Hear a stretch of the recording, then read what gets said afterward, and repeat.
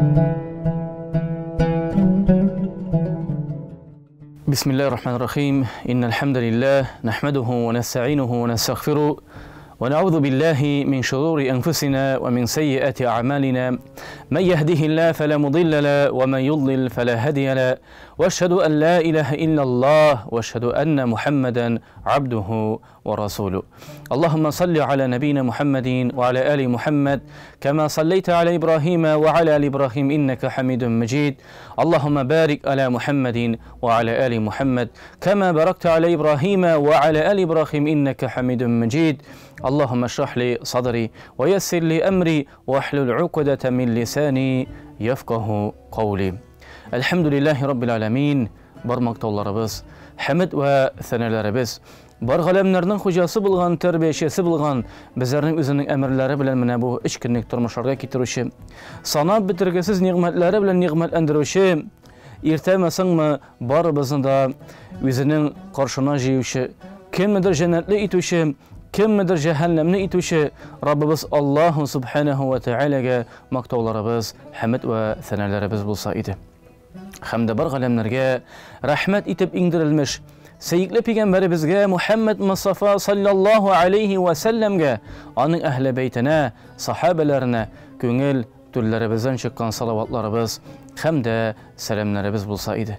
Her bir nesede bizim için örnek bulgan, örnek eti bulgan, kengeşi hem sirdeşi, özünün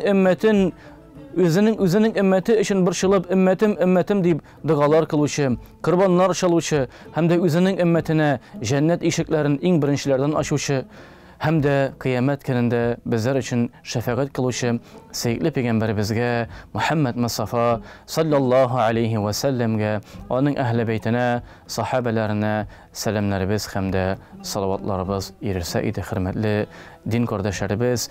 Esselamu aleykum ve rahmetullahi ve berekatuhu. İndi bugün Allah'ın rahmeti bilen, büyük derecesi bilen beraat kişisi turunda sizlerge silep gitesi kile idi. Rabbimiz Allah Subhanahu ve Teala biz adam bağlarına bilgili bir günlerini, bilgili bir vakitlerini, bilgili bir kişilerini, hemtenlerini ayırıp hem de derecesini kötürdü. Biz günahlı bulgan adam bağları, mine bu kişilerde gıybedet kılıp, mine bu kişilerde izgilik kılıp, mine bu kişilerde gamellerimizni düzeltip, hem günahlarımızdan hem de günahlarımızdan arınırga Allah Subhanahu ve Teala bizlerinin yollarımızga çıkarıp koyamına bu mümkünliklerini. Ol Ramazan ayları bulsun mu? Ol Kadir kişileri bulsun mu? Ol başka tinler hem başka kişiler bulsun mu? Allah Subhanahu ve Teala özünün rahmet yüzünden özünün kıllarına münəməndə mümkünlikler biri.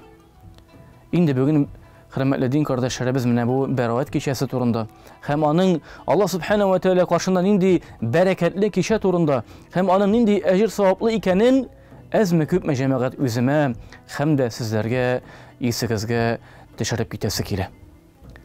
Bu beraat kişisi cemaat 14. Şaban'dan 15. Şaban tününe küçükünün beraat kişisi deyip atala.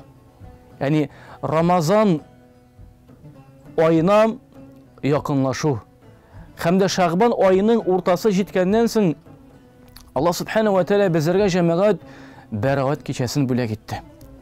Hem Muaz ibn Cebel'den Peygamberimiz sallallahu aleyhi ve sellem'nin hadis-i şerifi ile Peygamberimiz sallallahu aleyhi ve sellem etti, Allah Subhanahu ve Teala mine bu kişide küp günahlı adam bağlarının günahlarını gafu itet idi.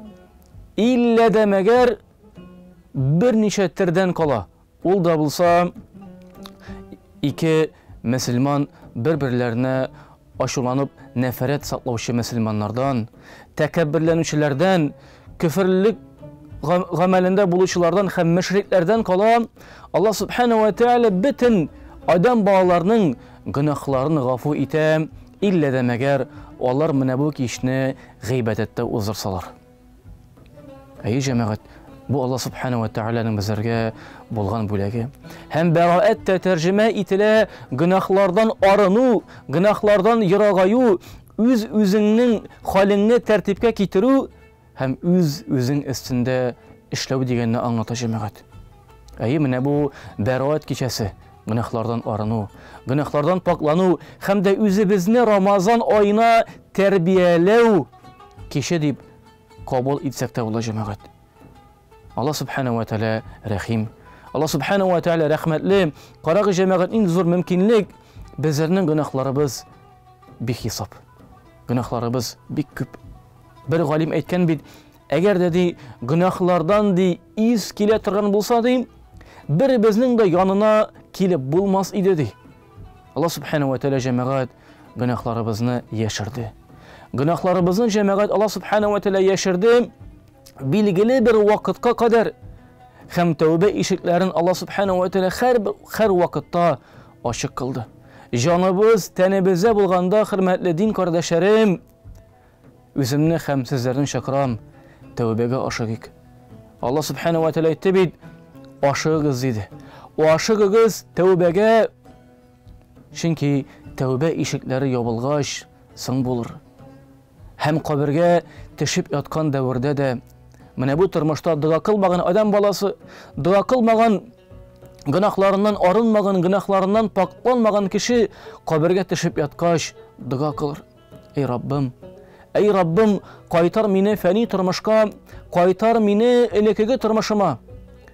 Gımerimning hem de vakitimning birgine mezgilinde boşka uzdurmas idim deb aytir cemaat. Kur'an-ı Kerim bizge mana shunday haber beradi cemaat. Biz onlarga ishonamiz. Hem Allah subhanahu wa ta'alaning mana bu kunin, mana bu kechasini cemaat biz g'iybatda uzrga tegishmiz. Allah subhanahu wa ta'ala mümkünligin, mana bu bizlarga Allah ta'alaning bizlarga bergan mümkünligin biz qo'ldan ishqindirsak, biz hasratli bo'lurmiz. Allah subhanahu wa ta'ala aytadi Qur'oni Karimda vel asrdi vaqt bilan antitam.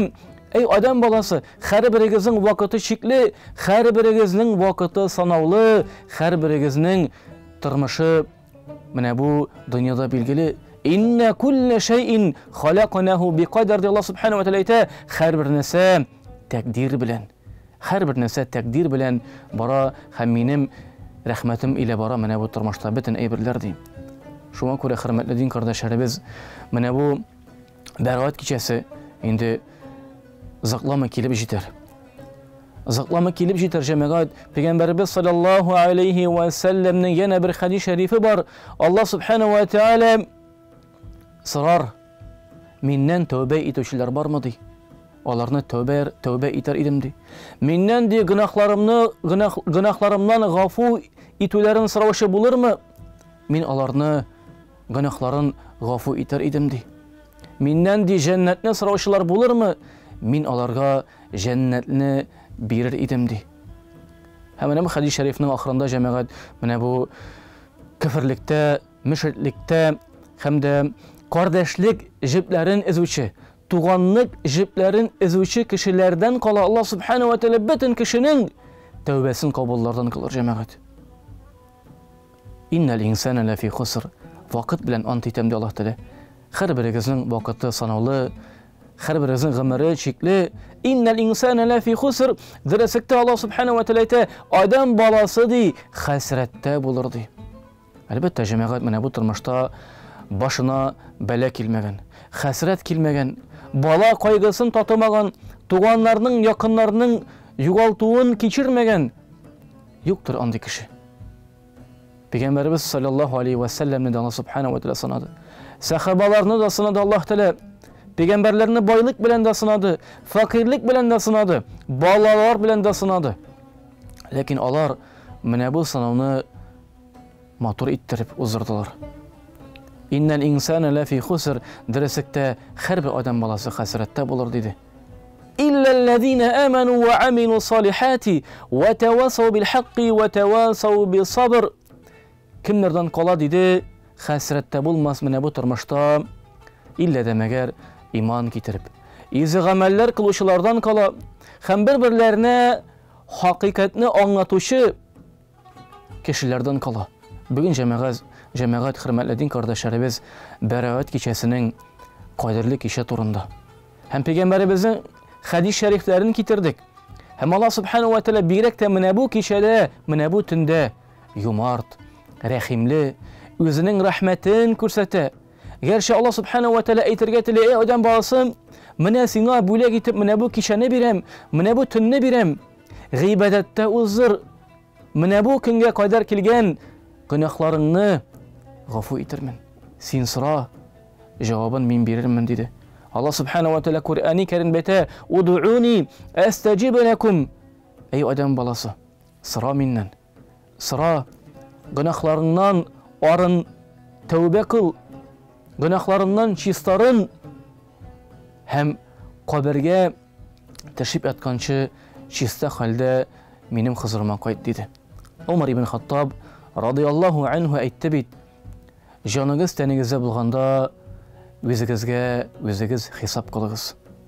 Kayşın sizge hesapını başkalar kılgança dedi. Şuna göre cemaat, bu kişiler ol kadirli, bu kişiler ol hürmetli, bu kişilerde rahmet ferişteleri ine. Allah subhanahu ve teala günahlarını gafu ite. Allah subhanahu ve teala tövbelerimizi kabul ite. Biz cemaat günahlı, zayıf, muhtaç Allah Teala'nın kulları. Tekebürlenme günahlarımızdan. Bu günahının eseri cemaat bik ağır. Günahını küterip yürü ol jingil aybir tügül. Çünkü her bir günah kılıp ol Allah'ın çiğinden çıkı degensiz. Bu cemaat jingil aybir tügül. Elbette günah kılganda şeytan kıtırta, şeytan mel'un vesvesin bire. Kıtırta mene işlep kara, mene tutup kara, mene tıyıp kara. Günah kılgandan soň biz kılgan günah bilen, nefesimiz bilen özümüzgene kalabız. Şeytan yok, kıtırtuşu yok. Lakin mene bu ağırlıkны cemaat bizge köterip berge. Hem bir günah da cemaat cevapsız kalmay. Uylamagız mene men bu günahını kıldım da bitti. Yok. Allah subhanahu ve teala bizlerge cemaat özünün feriştelerini berdi. Yakşı gamelini, naşar gamelini yazıp baruşu ferişteler var. Hem onlar kıyamet gününde Allah Teala'ya hem Allah subhanahu ve teala bu bizlerin gamel defterleri bizlerge көрсәтерләр. Hem bizim aklanırga mümkünliğimiz bulmaz cemaat. Şeytan da bulmaz, dostlarımız da bulmaz. Hem biz fakat özümüzün günahlarımız bilen, gamellerimiz bilen birden bir basıp kalırız. Şuna göre cemaat bu günahlar turunda biz oylayık. Hem bu günahlarını Allah subhanahu ve teala illa demeger bu turmuşta sınıy. Bu günahlarının cezası ol bizlerge tişe. Bizge tişmese cemaat bizim yakınlarımızga, gailebizge, bağlarımızga, anıklarımızga hem en ağırı hürmetli din kardeşlerimiz Allah subhanahu ve teala bu günahlarının cezasını kıyamet gününde verir.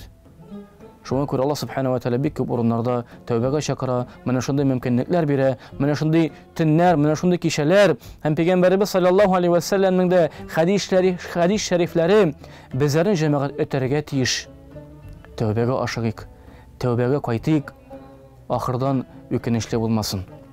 Hem bu tünne köbrek istiğfarlar kılırga, köbrek zikirler eytirge, köbrek übürlikler eytirge, köbrek Allah subhanahu ve teala zikir itirge, Kur'an okurga, hiç şeyi yıkıda uzırga yaramay bu kişine, bu tünlerine.